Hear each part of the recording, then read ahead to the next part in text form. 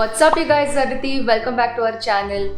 This video is in continuation with the operant conditioning video I made a few weeks ago or a few months ago.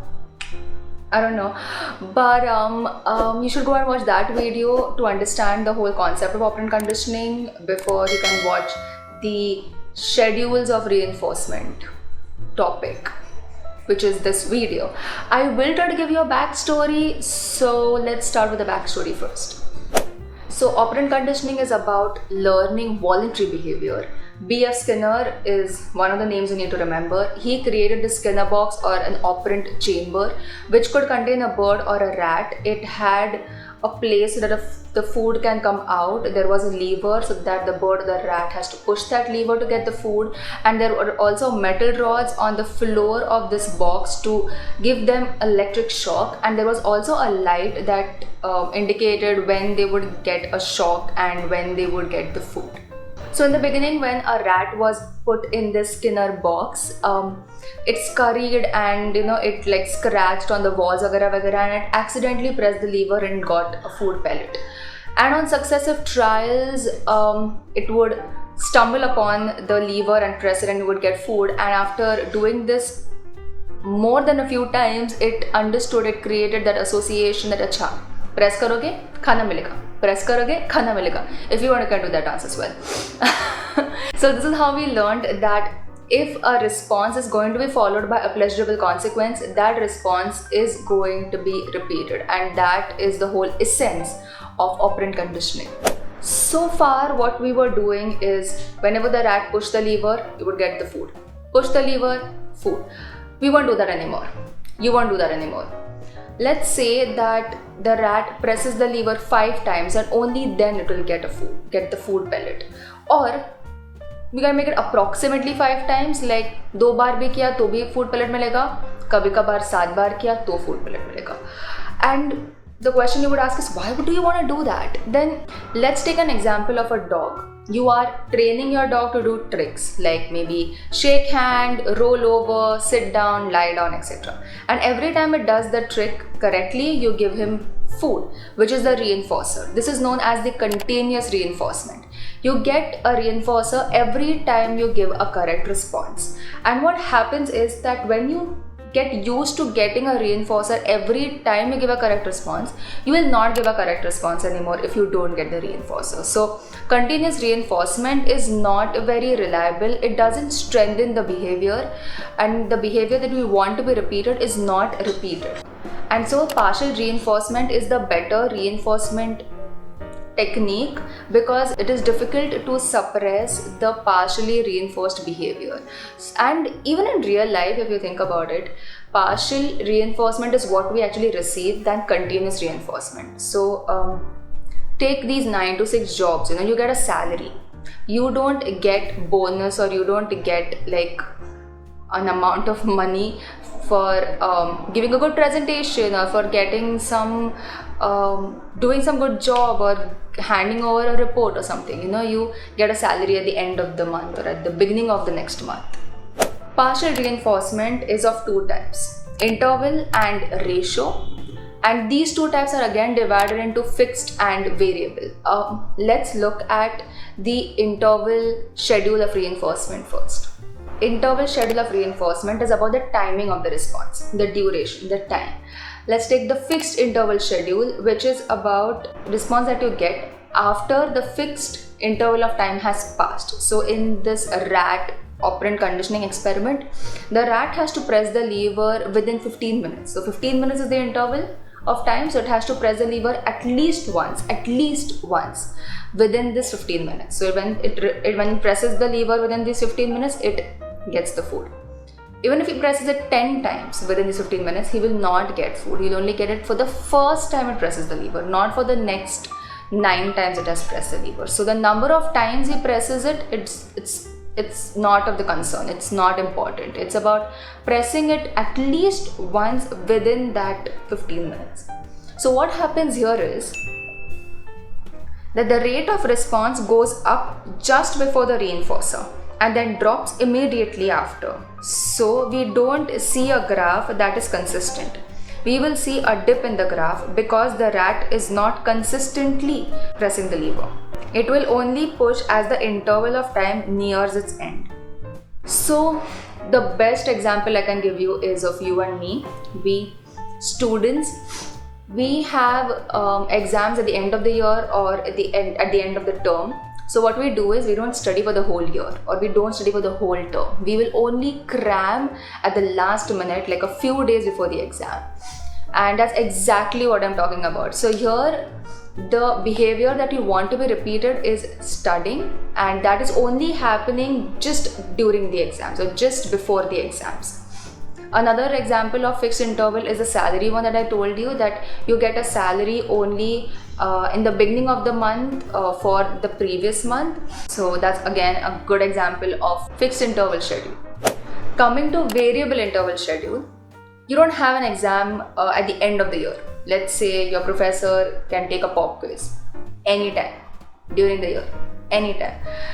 That will make you study more or less regularly because you cannot afford to fail. So every time a topic is taught to you, you will sit at home, you'll study it, you will keep on revising it, you'll keep on learning new concepts, you'll keep on learning the new topics that are taught. You will not slack, you will not stop, you will not rest, you will not be like, oh, I'll cram at the end. You can't do that because you don't know when your professor is going to take a test. That's exactly what variable interval schedule is. Earlier, the rat knew that he had to press the lever within the 15 minutes ka slot. Now it doesn't. It can be 15 minutes, it can be 10 minutes, it can be 5 minutes.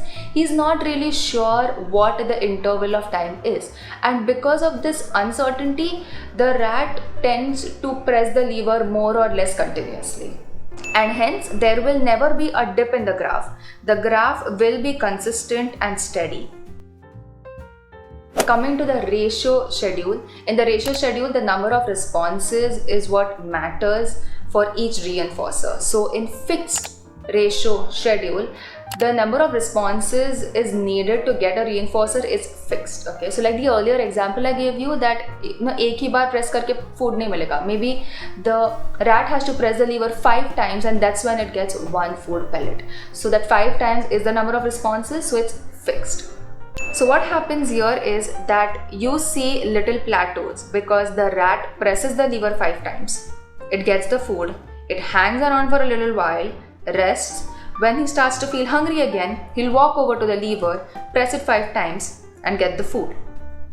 And keeps on repeating this behavior. So perfect example of fixed ratio schedule is, I think, Starbucks or any other cafe, I'm not sure of, but I know Starbucks does this. I think that when you buy 10 drinks, you get the 11th drink free, something like that. Or maybe you get if you buy 9 drinks, you get the 10th drink free.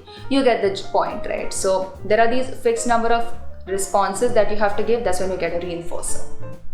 Now if we come to variable ratio schedule, then the rat does not know when he's going to get food because the variable ratio here is going to be 5. So it can be as many as 5 presses, sometimes it can be 2, sometimes it can be 7.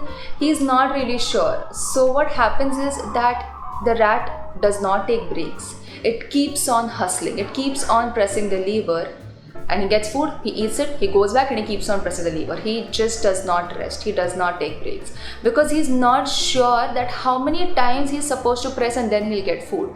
There is this unpredictability, there is this mystery. And this mystery, unpredictability, uncertainty makes him go on and keep pressing the lever because he keeps on thinking that the reward is coming. The reward is, I'm going to get a reward now, I'm going to get the reward now, I'm going to get the food now. So think about this, that the food's not coming, the reward's not coming. He will keep on pressing, thinking that abhi aayega, even if it's not coming, because sometimes he gets the reward really quick, like just 2 presses and he gets it. Sometimes he has to press it 7 times, 10 times, who knows. So this unpredictability just makes him want to press it over and over again till he gets food. This is what is used in gambling, in the machines, the slot machines, or even in any kind of gambling, not poker maybe, but these slot machines that you get. Sometimes you may win really quickly, sometimes just don't. So you keep on playing it, you keep on losing, and you keep on thinking that abhi aayega, now I'll win. Okay, I didn't win this time, next time I'm going to win, next time I'm going to win. And this is the whole technique that is used in gambling.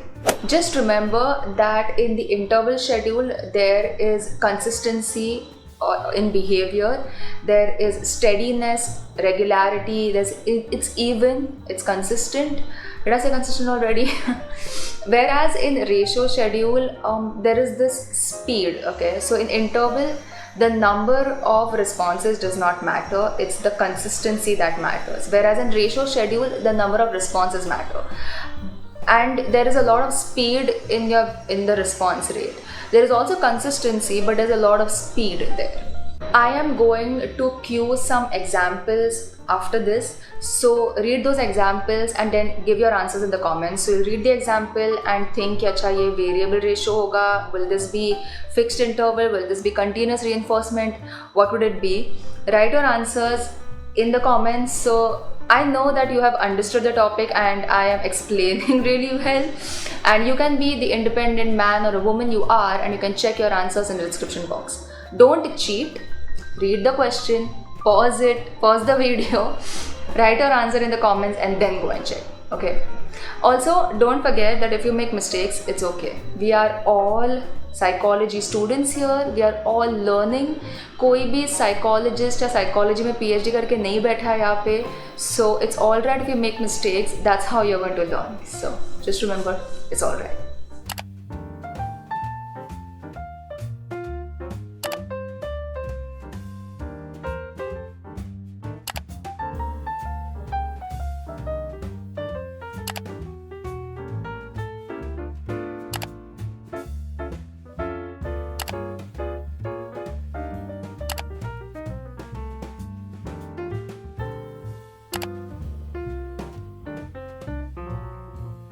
I hope you did not cheat and just directly look at the answers in the description box. I really hope this video helped and it made this concept a little easy for you. If it did, then please give this video a big thumbs up and subscribe for more psychology and mental health concepts. I'll see you next Friday with another psychology video.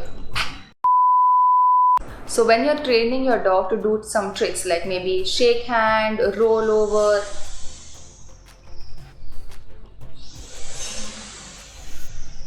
today is an effing Sunday, just saying. And it's 2:30 in the afternoon when people are sleeping.